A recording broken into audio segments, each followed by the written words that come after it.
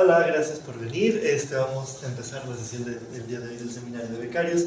Hoy tenemos a María Enrique Hernández Carpio de la Facultad de Ciencias Featuring la Universidad de Guanajuato. Gracias, María, por venir. Bueno, gracias a ustedes por la invitación. Buenas tardes. Ahora voy a hablar acerca de las funciones casi periódicas. Realmente vamos a ver algunas cosas, resultados básicos de las funciones casi periódicas, y voy a hacer algunos comentarios, por ejemplo, de algunas generalizaciones, por ejemplo, unas ideas que están trabajando un par de profesores mexicanos. Esta es la estructura de la charla. El tema, resultados básicos, y el teorema más importante va a ser el que nos da una equivalencia entre la definición de funciones casi periódicas y las funciones que se les llama normales. Ya vamos a ver la definición. Haciendo un poco de historia, quien presentó las funciones casi periódicas fue Harald Bohr, matemático danés, allá por 1923-1925. Fue cuando él estuvo trabajando en un artículo en donde desarrolló esta teoría, y él presentaba funciones que van de los números reales hacia el plano complejo. Ahí estaba la primera definición. Posteriormente, y a lo largo desde entonces hasta la actualidad, que han sido más o menos 100 años, se han hecho generalizaciones en distintos sentidos. Una de las primeras fue la de Salomon Bogner, que en lugar de tomar funciones que vayan de los reales hacia los complejos, tomó funciones que van de los reales hacia un espacio de Banach, y que justamente son con las que vamos a trabajar ahora. Un dato curioso de Bohr, su hermano mayor ganó un premio Nobel de física, y ambos eran futbolistas profesionales. De hecho, Harald Bohr llegó a ser parte de la selección danesa, que en 1908 ganó medalla de plata en los Juegos Olímpicos. Veamos algunas definiciones. Primero, todas las funciones con las que trabajemos van a ser funciones que van de los reales hacia un espacio de Banach. Este X va a ser un espacio de Banach, y vamos a estar trabajando mucho con las traslaciones de esa función. Es decir, dado un número real h, vamos a considerar una traslación por h, y lo vamos a representar como f sub h. Ahora vamos con una definición que ya va de la mano con las definiciones de funciones casi periódicas, y es la de polinomio trigonométrico. Vamos a tener un polinomio, básicamente va a ser una combinación lineal de elementos en el espacio de Banach, esto es sub k, y los escalares van a ser complejos en la circunferencia unitaria. Este lambda sub k es un número real, una constante, este t está variando, y esto es un polinomio trigonométrico.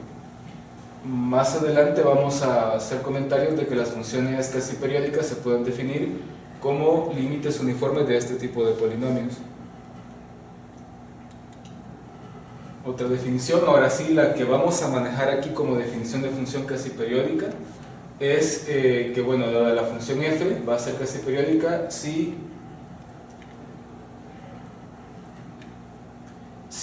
dado cualquier número epsilon mayor a 0, puedo encontrar un L de epsilon positivo, de tal manera que cualquier intervalo que tenga esa longitud L de epsilon va a contener un número tau que cumpla esta condición, y esa condición se debe cumplir para todos los números reales t. A ese tipo de números, a estos tau, se les llama un número de traslación para f asociado al epsilon.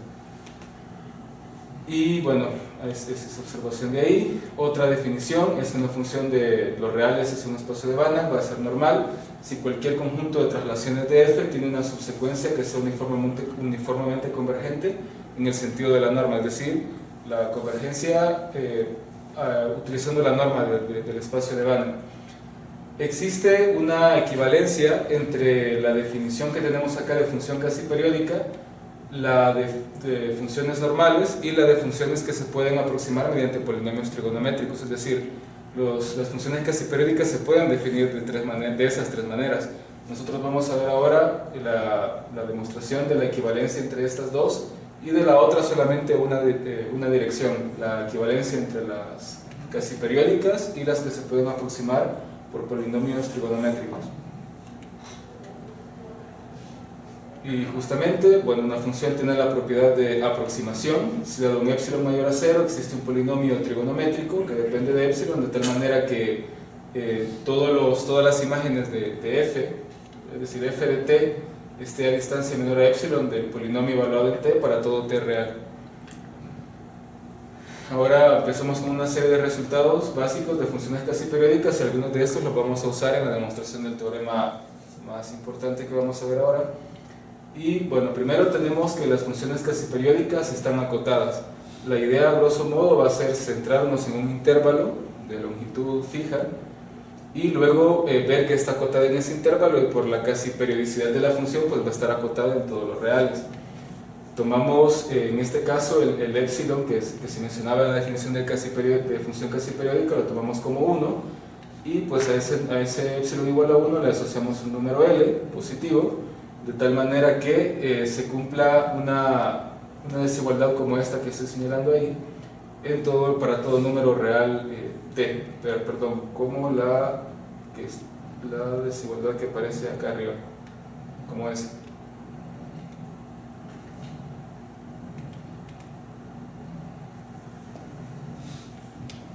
Bueno, esa función, la función que a cada número t le asocia la norma evaluada en f de t, es una función continua.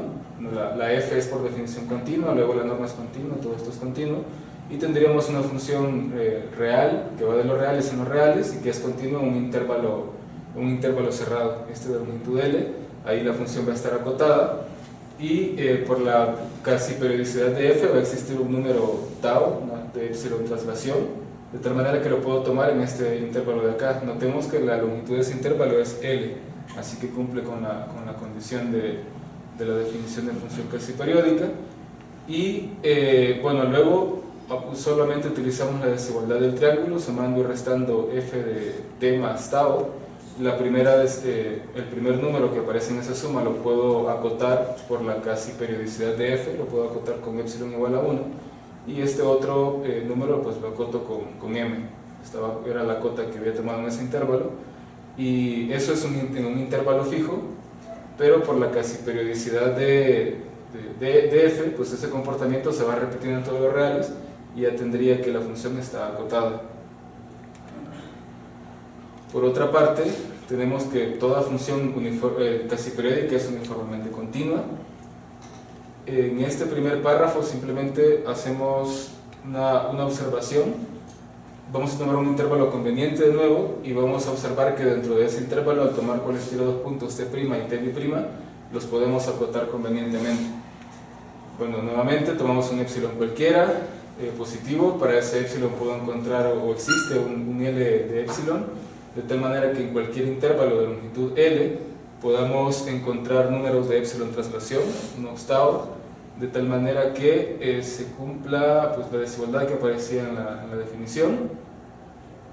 Y en particular vamos bueno, la función, por definición las funciones casi periódicas son continuas, pero al limitarnos a trabajar en un intervalo cerrado, es particularmente un compacto, y una función continua en un compacto es uniformemente continua, entonces la función f va a ser uniformemente continua en este intervalito cerrado de acá.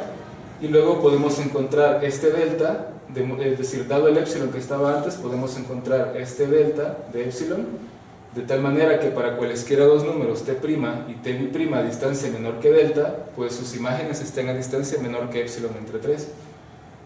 Haciendo ese razonamiento similar, nos quedamos trabajando con dos números t1 y t2 dentro de este intervalo de longitud 1 más L.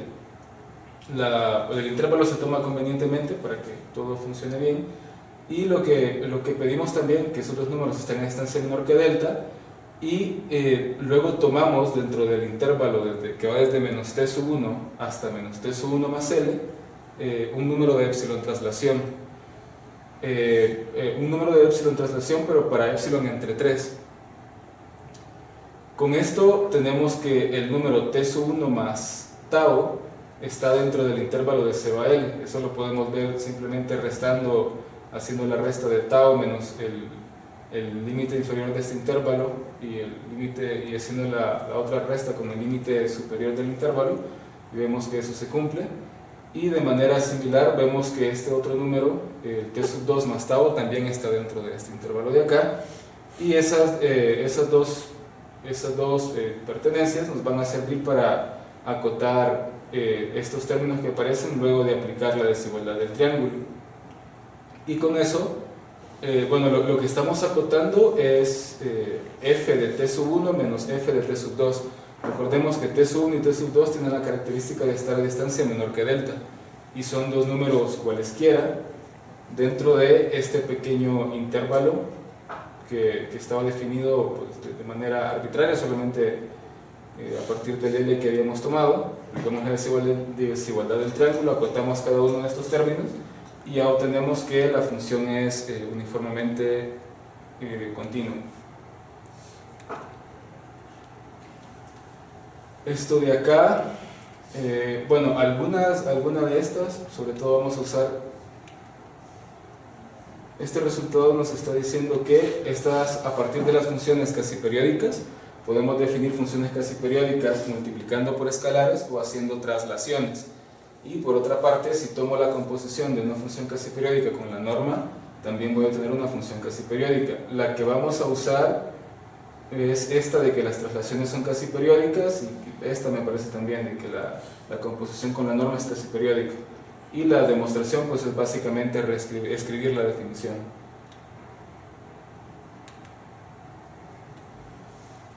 Esto sí ya es un poco más relevante, y es que si tenemos una sucesión de funciones casi periódicas que convergen uniformemente, su límite también va a ser una función casi periódica. Aquí vamos a suponer, bueno, la demostración, que f es una función que es el límite uniforme de funciones continuas casi periódicas. Tenemos, bueno, como la sucesión de funciones que estamos considerando converge uniformemente a f, podemos encontrar un n natural de tal manera que esta desigualdad de aquí se cumpla a partir de, para todo índice n, a partir de n mayúscula, y para todo número real t. Tomamos uno de esos índices n, cualquiera, lo fijamos, y aplicamos o utilizamos la definición de casi periodicidad para esa función f de n sub 0, y consideramos el L de epsilon sobre 3 para esa función f de n sub 0, que está acá, y un respectivo número de epsilon traslación, nuevamente para usar las desigualdades en la definición. Y lo que vamos a tener es, partimos de esta resta, otra vez desigualdad del triángulo, sumando y restando f de n sub 0 de t más tau, y logramos acotar cada una de estas. A ver, por ejemplo, la f sub n sub 0 menos f de t, esta última de acá, la estamos acotando por la desigualdad que teníamos aquí arriba. Y con esto pues tenemos que las funciones, es decir, el límite, la función límite es esta, la f, y hemos visto que está cumpliendo la condición de ser casi periódica, es decir, estamos acotando esta resta con un número epsilon.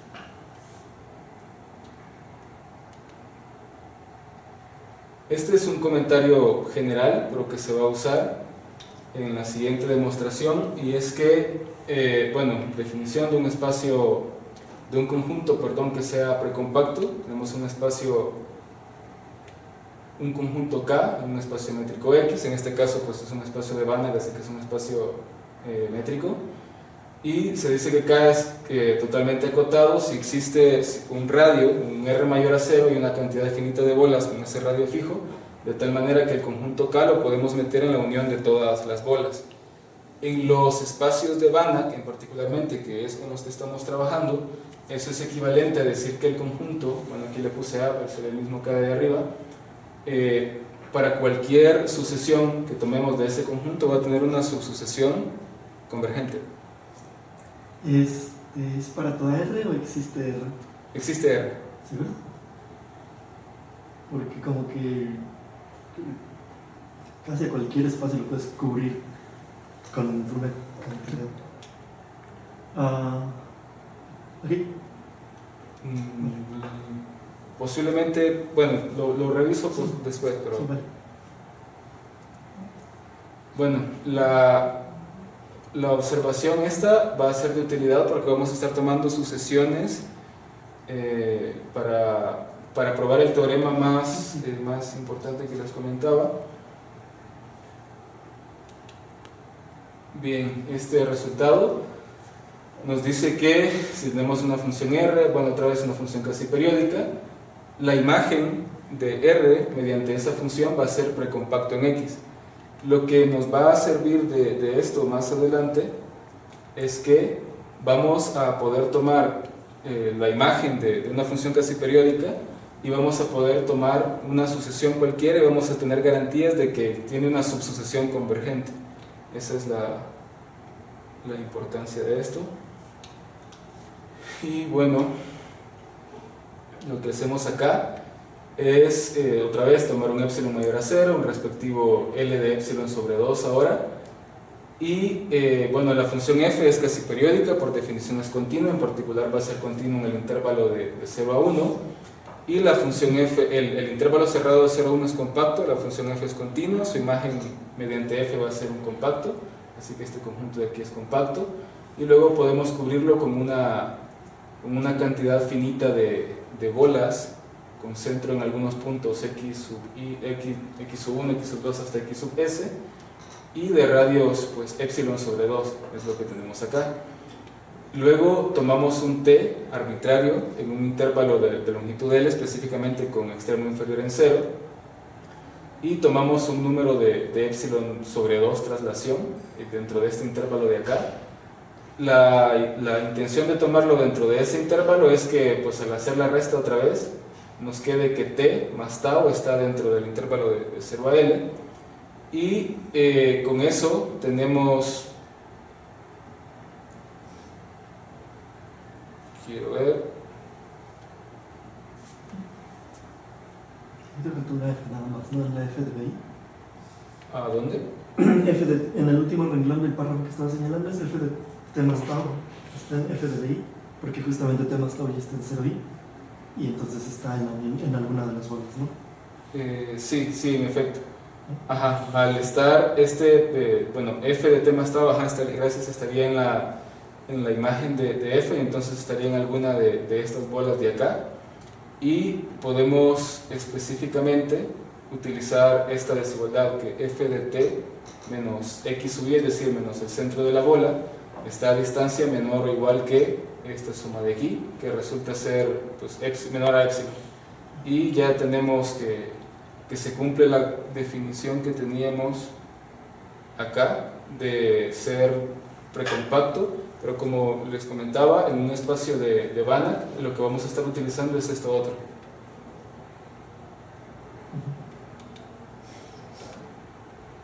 Y ahora viene el resultado pues, un poquito más fuerte. Este de aquí es el corolario, lo que les estaba anticipando. Tenemos una función casi periódica, entonces al tomar una sucesión cualquiera dentro de la imagen de f, vamos a tener una subsucesión convergente.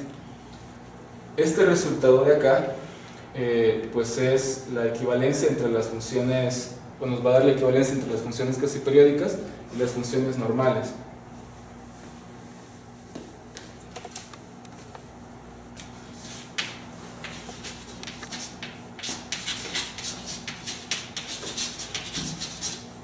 Vamos a ver esto de acá. Y vamos a ver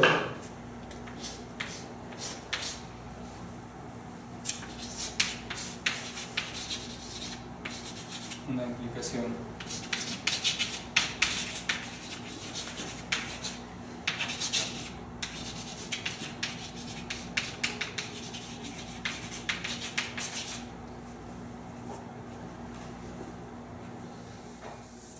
De hecho es al revés. Esa es la que vamos a ver.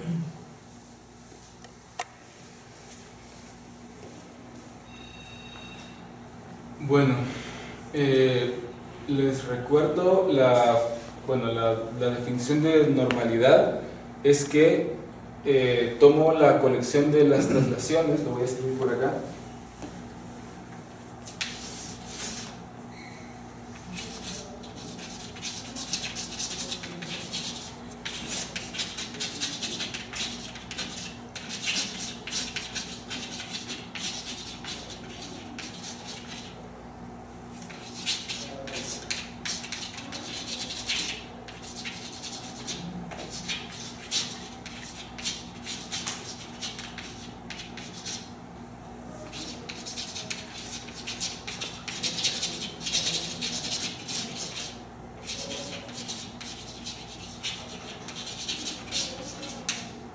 Si tomamos cualquier familia de traslaciones de F, podemos encontrar una subsucesión que sea uniformemente convergente.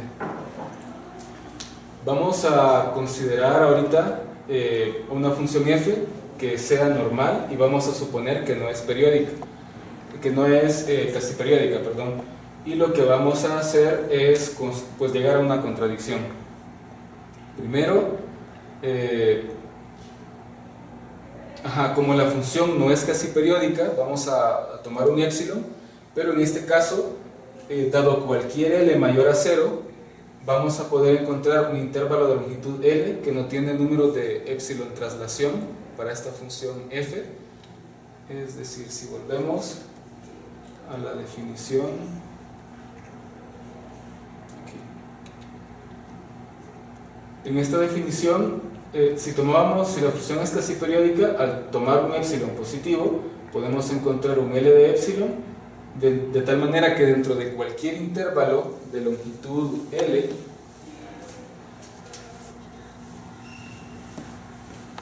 es decir,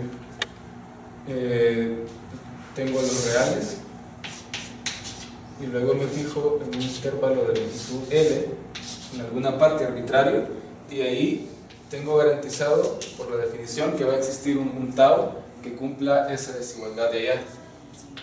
La norma de f de t más tau menos f de t sea menor a epsilon, y esto para todo t en reales. En el resultado que estamos revisando, en este de acá estamos suponiendo que la función no es casi periódica, y entonces, dado un epsilon, existe un epsilon mayor a 0, de tal manera que para cualquier L positivo que tomemos, el intervalo de longitud L no va a tener un número tau que tenga esa condición.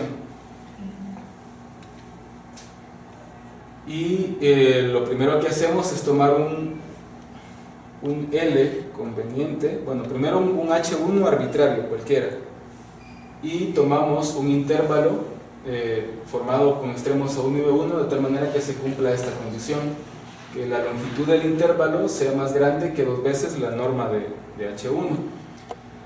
Y con eso, pues ese intervalo sabemos que no tiene número de epsilon traslación para F. En este caso, el L que estábamos tomando sería pues esta resta B1 menos A1. Y tomamos el número H2 como el punto medio del intervalo que habíamos mencionado. Y observamos que la diferencia entre esos dos números va a estar aquí dentro por cómo los hemos tomado. Es decir, aquí estamos tomando el punto medio del intervalo. Teníamos en alguna parte A sub 1, teníamos al B sub 1.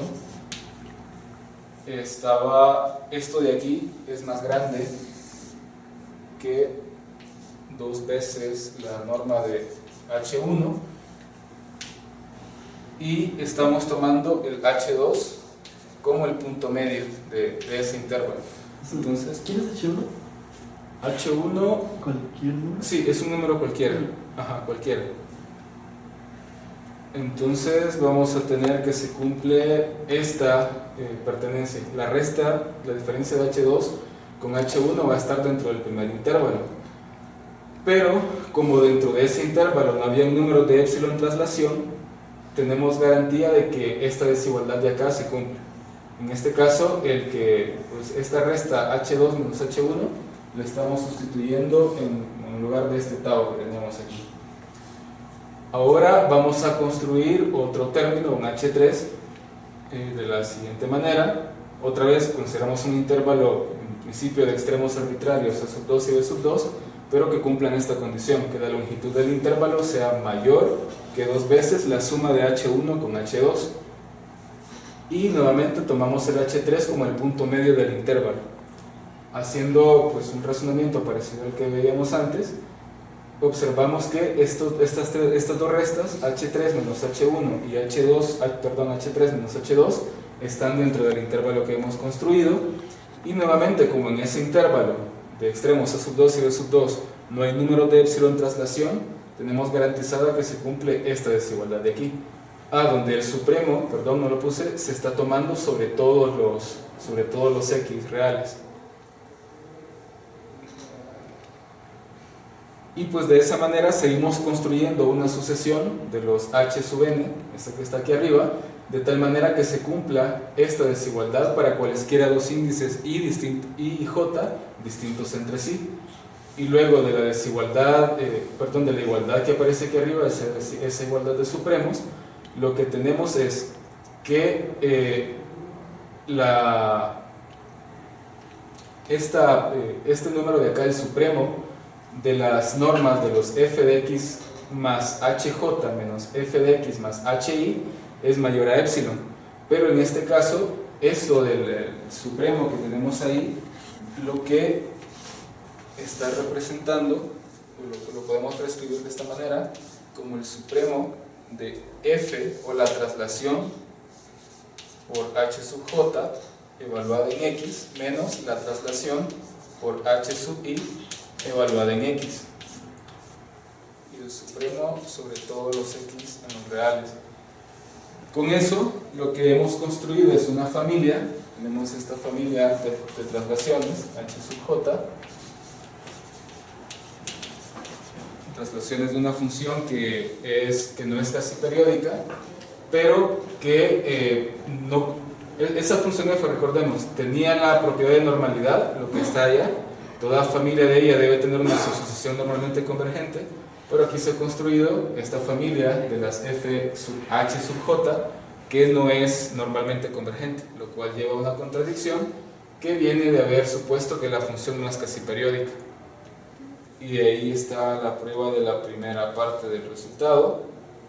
Y ahora vamos a ver que si tomo una función que es casi periódica, entonces cumple la propiedad de ser normal.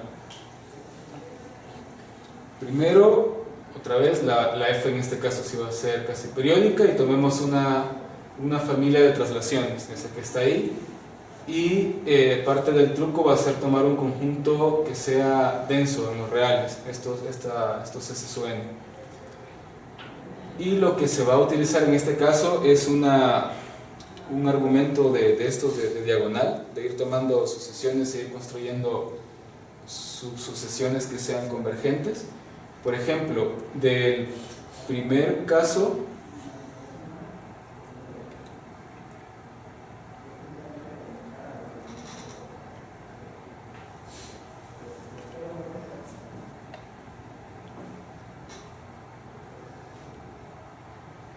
aquí quiero ver, bueno, tenemos esta,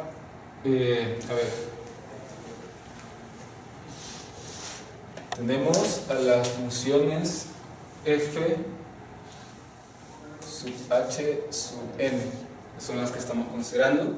Estas las evaluamos en alguna parte, en una variable t, pero lo que estamos haciendo en el primer ítem es sumarle S1 a cada una de ellas. Y pues al tomar toda esa sucesión, vamos a tener que existe una sucesión convergente. Estás probando que si es casi periódica, entonces es normal, ¿verdad? Sí. Ok. Es justamente porque f de h1 de s1 es f de s1 más h1n, ¿no? Y entonces tú probaste que si tienes algo casi periódico, entonces la Es imagen precompacto. es Ajá. compacta, ¿no? Y Exacto. para eso puedes extraer esa subsucesión. Así es. Sí, estamos considerando todos estos de acá, es decir, todos estos los podemos ver de la siguiente manera, como f de t más s1 más el respectivo h sub n. Es decir, todos estos están en la imagen de una función casi periódica. Es una sucesión, una familia dentro de una sucesión dentro de la imagen de una función casi periódica, y por el resultado que habíamos visto por este corolario, pues tiene una sucesión convergente. Solo la T no es necesaria, ¿no? ¿Hola? La T no es necesaria ahí. ¿La T qué? La T no es necesaria, solo es FHN de S1 como vienen tus diapositivas. F de T más S1 solo es F de S1. Sí. Igual al otro lado. Gracias. Bueno, con eso tenemos una sucesión que es convergente, convergente y está asociada al número S1 dentro del conjunto denso que habíamos tomado. Lo que hacemos ahora es repetir el argumento, pero con esta sucesión. Esa sucesión está dentro de la imagen de F, que es casi periódica, entonces tiene una sucesión convergente, pero ahora evaluando en el S2, y de esa manera estaríamos construyendo, pues la primera nos daría una fila, una sucesión, la segunda otra fila, la otra sucesión, y así sucesivamente vamos construyendo una sucesión por cada uno de los S sub n que tenemos ahí. Luego tomamos la sucesión formada por los elementos en la diagonal, que es lo que estamos mencionando aquí abajo. Y esa sucesión de los elementos en la diagonal va a ser una sucesión puntualmente convergente si evalúo en S sub 1, si nos fijamos en el S sub 1, también si nos fijamos en el S sub 2 o en cualquier S sub k.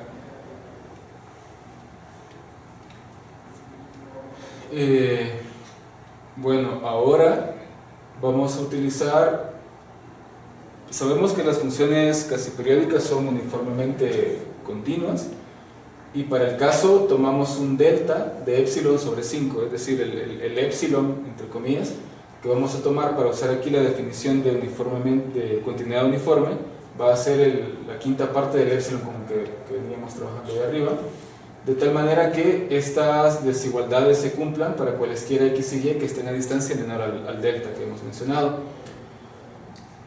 Y aquí vamos a tomar un intervalo, el intervalo de longitud L que hemos mencionado ahí arriba, obtenido a partir de la definición de casi periodicidad, y tomamos varios intervalos, subintervalos de R, estos A sub I, de tal manera que tengan longitud menor a L y que el intervalo de 0 a L esté contenido en ellos. Como estos intervalos A sub I tienen longitud menor a L, puedo encontrar un elemento del conjunto, o tomo un elemento del conjunto S que teníamos acá arriba. Voy a tomar elementos dentro de este conjunto, otro dibujo. Tenemos el intervalo de 0 a L, y lo que estamos haciendo es cubrirlo por intervalos más pequeños de longitud menor a L.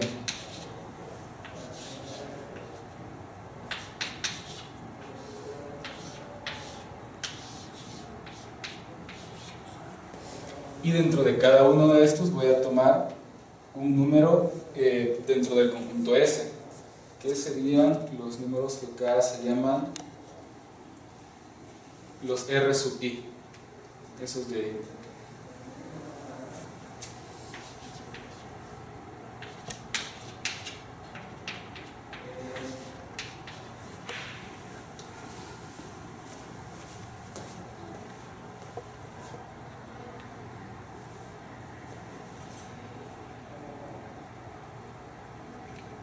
Por otra parte, esta sucesión que está acá es la que hemos tomado a partir de los elementos en la diagonal, formada por todas las sucesiones que habíamos tomado antes.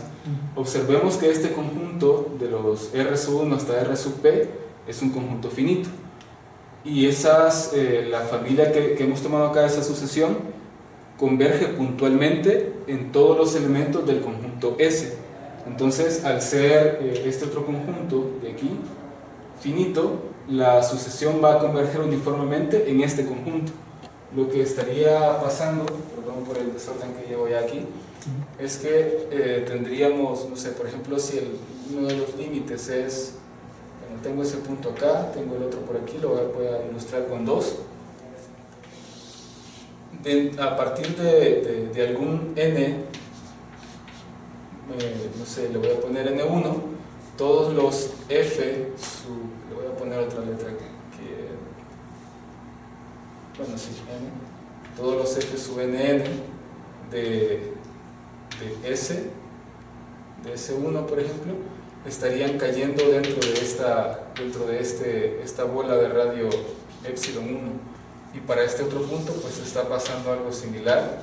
Tenemos un radio epsilon 2, y aquí para todo n mayor o igual que otro n sub 2, todos los puntos estarían cayendo aquí dentro. Entonces tomamos el más pequeñito el n más grande, perdón, y ya tenemos garantizada la convergencia uniforme en 2 puntos. Y pues el razonamiento similar para ver la convergencia uniforme en todos los demás puntos. De ahí, esa convergencia uniforme nos garantiza que existe un n mayúscula que depende de epsilon entre 5, de tal manera que se cumpla esta desigualdad de acá para cualesquiera índices m y n mayores que el n mayúscula, y para los números r sub i que tenemos en este subconjunto de S. Nuevamente, lo que está acá en el último párrafo es repetir un proceso parecido al de los resultados anteriores, en donde se toma un intervalo de longitud conveniente y con extremos convenientes para que tomemos un número de epsilon traslación dentro de ellos y nos queden pues números de nuestro interés dentro de esos intervalos que hemos definido. Con todas esas con todo ese trabajo previo, garantizamos que al aplicar, bueno, primero aplicamos la desigualdad del triángulo varias veces, sumando y restando convenientemente, para acotar este número que está aquí a la izquierda. Y el trabajo previo nos garantiza que todos estos números que estamos sumando, se observan son 5 de ellos, están acotados por epsilon entre 5. Por ejemplo, quiero ver, este tercero de acá, está acotado por la convergencia uniforme de la sucesión en los puntos R sub i, y con eso tenemos que, pues que la norma de la resta que está ahí es menor a epsilon. Pero este número t era un número cualquiera, y lo que nos está diciendo esto es que se cumple el criterio de convergencia uniforme de Cauchy, que pues básicamente es pues nos está diciendo lo mismo que dice la definición de sucesión de Cauchy, pero para todos los números t, y eso garantiza que la sucesión esta es uniformemente convergente, y con eso tenemos garantizada aquella doble implicación, es decir, las funciones que hemos definido como casi periódicas, o la definición que hemos visto de función casi periódica es equivalente a que digamos que la función es normal. Y pues de hecho podemos encontrar eso, creo, en algunos textos, dependiendo del interés, supongo. Ahora, otros resultados, la suma de dos funciones casi periódicas es también casi periódica. En este vamos a utilizar pues los anteriores, ¿no? Que podemos encontrar una subsucesión uniformemente convergente.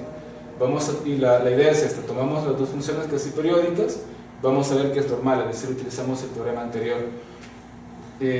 Tomamos una sucesión arbitraria de números, es decir, esta sucesión se está tomando para luego formar familias de traslaciones de f y de g y utilizar aquel resultado.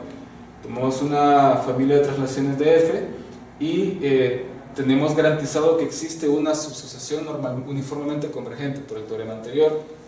Luego tomamos a partir de estos subíndices de la sucesión uniformemente convergente para f una subsucesión uniformemente convergente para G, y sabemos que la suma de sucesiones uniformemente convergentes también es uniformemente convergente, y a partir de ahí tenemos lo que necesitábamos para garantizar la normalidad de la suma, y pues en consecuencia su naturaleza casi periódica. Un corolario de esto, de este teorema, es que lo que habíamos definido al principio como polinomios trigonométricos son en efecto funciones casi periódicas, porque ya habíamos visto que si tomo una función casi periódica y la multiplico por un escalar, lo que me queda es una función casi periódica. Entonces estos sumandos que tenemos aquí son funciones casi periódicas, y luego pues estamos tomando una suma finita de funciones casi periódicas. Entonces los polinomios trigonométricos son casi periódicos, y este resultado que viene acá nos va a dar la implicación que tenemos de que las funciones que tienen la propiedad de aproximación, es decir, las que se pueden aproximar uniformemente por polinomios trigonométricos, son casi periódicas. Y lo único que necesitamos es usar la definición, ver que se cumple, que dado un epsilon mayor a 0, existe un intervalo, un L de epsilon, de tal manera que en cualquier intervalo de longitud L puedo encontrar un tau, un número de epsilon transnación, de tal manera que esta desigualdad se cumple. Lo que hacemos es tomar esta sucesión que está aquí, es una sucesión de los epsilon que vamos a usar, de los 1 sobre n.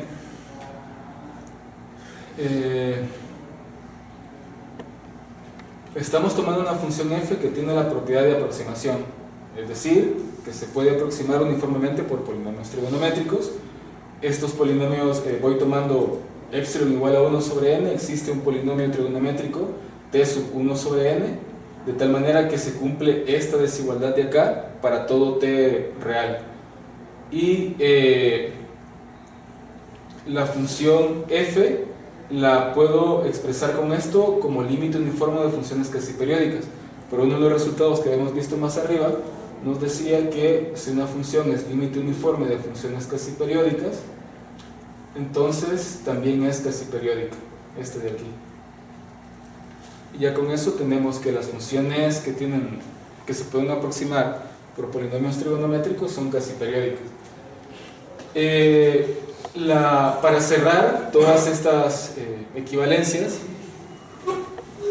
y con eso sería lo que voy a cerrar, para completar todas las equivalencias, la idea a seguir es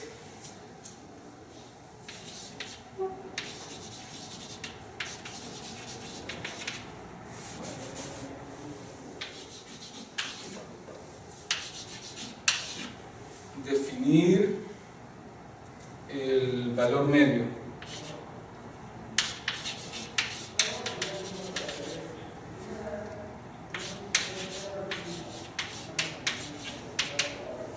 que es el límite cuando t tiende a infinito de la integral de 0 a t de f de t. Definimos, primero se ve que esto existe. Se ve que eso existe para las funciones f que son casi periódicas sobre un espacio de Banach X. Luego... ¿No te falta un número entre t? Ah, sí. Gracias. Luego consideramos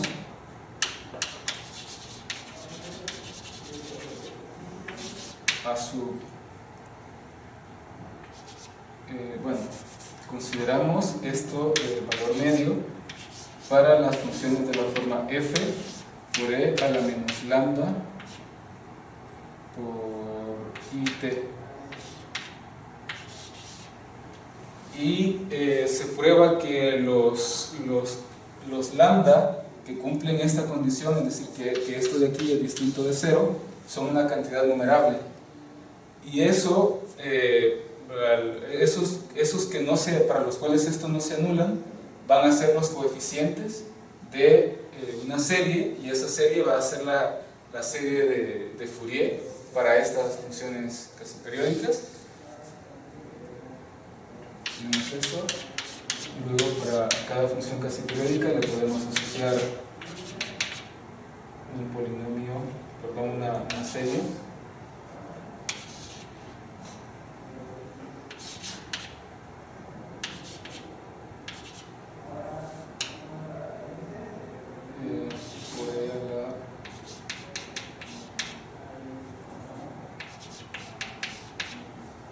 Les hacemos esto y pues resulta ser la generalización de la serie de Fourier para funciones periódicas, y luego se utiliza el hecho de que esto de aquí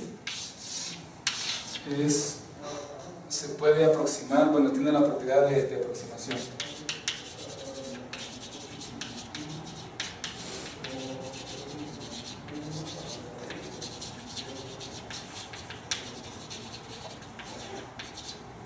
Y a partir de esto es que sí ya se logra conectar el que si es casi periódica cumple esta propiedad a partir de esa serie de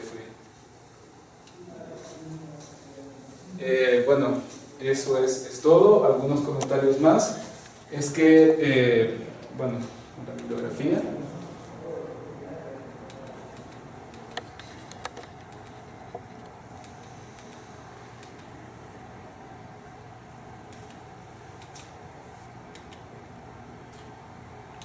Todo esto que he comentado, la mayor parte está en este libro, Almost Periodic Functions, aquí era una A, de Harald Bohr. En ese libro, pues todo está dedicado a funciones casi periódicas. En el primer capítulo hablan de las funciones casi periódicas, pero que van de R hacia los complejos. Y en ese primer capítulo definen las casi periódicas como las funciones que se pueden aproximar por polinomios trigonométricos, y empiezan a desarrollar las equivalencias. Algunos resultados son parecidos a los que hemos visto, algunos otros sí son de manera distinta, y esto es del capítulo 6 de ese libro. En algunos otros capítulos hablan de integración, por ejemplo, derivación de este tipo de funciones. Realmente no he leído tanto de eso, pero entiendo que el hecho de que una función sea casi periódica no implica directamente que su derivada lo vaya a hacer, sino que tiene que ser uniformemente continua, si recuerdo bien, la derivada. Y bueno, también el hecho de que una función sea casi periódica, una función, por ejemplo, que va de R en los complejos, no implica que su primitiva vaya a ser casi periódica. Un ejemplo son las funciones constantes. Las funciones constantes pues son periódicas, todas las periódicas son casi periódicas, pero la primitiva no constante no estaría acotada, y estas de aquí, las casi periódicas, ya vimos que sí están acotadas. Aquí en cuanto a las referencias, la primera referencia es un artículo de quien propuso la definición de funciones casi periódicas, un artículo de 1947 en donde pues, desarrolla más la teoría. El libro donde está basado lo que presenté ahora es Almost Periodic Functions, aquí otra vez me equivoqué en el nombre, es de Konstantin Kordonaniu. Ese Michael está en más. Estas otras referencias, bueno, la última es un artículo que está en línea, gratuito, y lo puse porque van desarrollando empiezan con la definición de funciones casi periódicas, van contando algunos desarrollos que han habido a lo largo de la historia, y van poniendo referencias, y ahí pues está muy detallado. Luego ponen aplicaciones que puedan tener en biología. Recuerdo que había uno que mencionaba algo así como que planteaba una ecuación diferencial, las soluciones de esa ecuación diferencial eran funciones casi periódicas y pues se utilizaban para algo en biología. Y de acá, el segundo, es un artículo de 2021, un profesor, Manuel Cruz, es de la Universidad de Guanajuato, y Francisco López es de la Universidad de Baja California. ellos están desarrollando, bueno, en ese artículo presentan algo similar a lo que hemos, más bien, generalizan teoría de análisis de Fourier para funciones casi periódicas, pero que en lugar de estar definidas tomando variable en los reales, están definidas en un espacio que se llama solenoide universal, que bueno, tiene sus particularidades aparte, pero pues sí, es otro camino de generalización de estas ideas de funciones casi periódicas. Eso es todo. ¿Tienen alguna pregunta? Le agradecemos primero.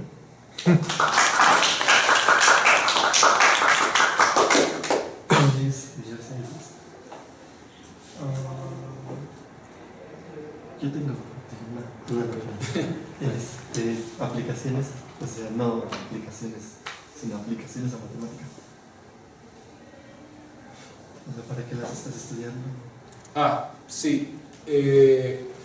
Justamente, bueno, Manuel Cruz es mi asesor, entonces estoy estudiando esto ahorita para entender bien este artículo.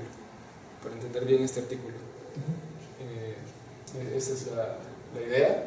Pues ahorita estoy en el punto de ya haber, creo, asimilado de manera adecuada cuál es el espacio en el cual van a estar definiéndose estas funciones. A ver, en este caso las funciones van del solenoide universal hacia los complejos. Este de aquí pues lo podemos ver como un límite inverso. Bueno, quizá para verlo con una idea con dibujitos. Existe algo que, bueno, lo puedo ver como un límite inverso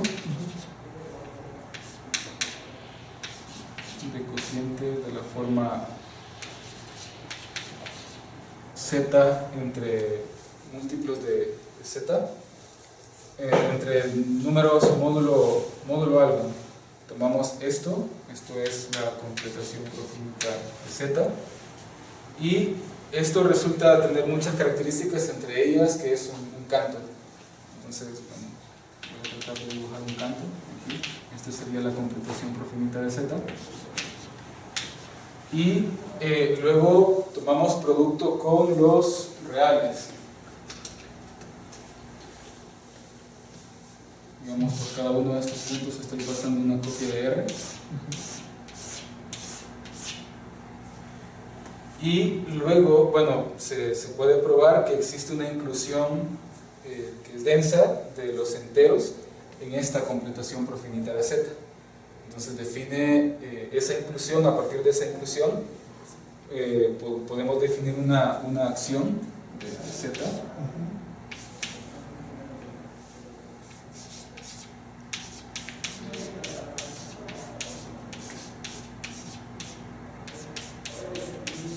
De tal manera que un k, r lo mande a la traslación. Aquí creo que los puse al revés. Sí, es r.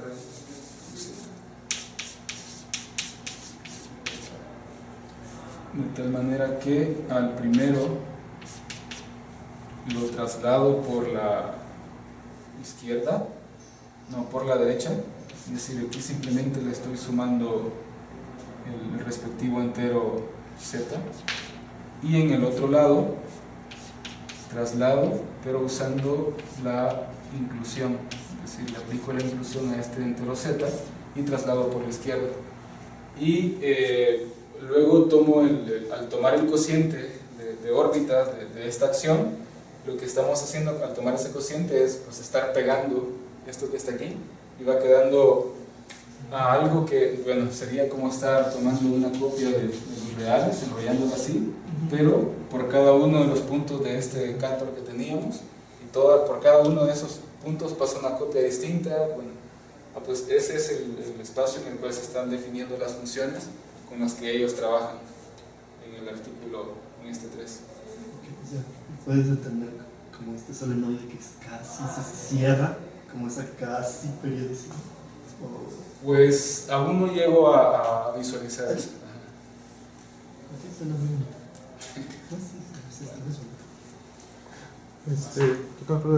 Bueno, si hay algún interés especial con las caracterizaciones que dice, porque bueno, entre casi periodicidad y normalidad, pues ya lo estuviste usando, ¿no? En varias pruebas. Aquella última caracterización que dice, si hay algo interesante que hayan hecho aprovechando de la...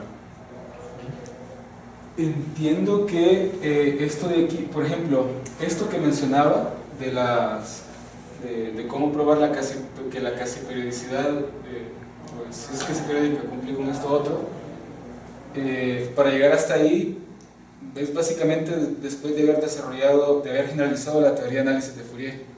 Entonces, pues sí se utiliza mucho.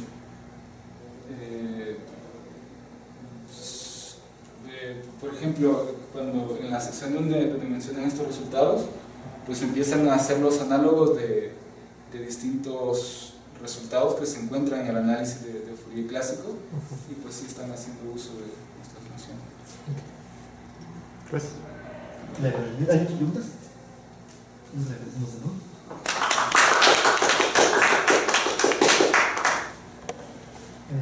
Y atrás hay galletas. No,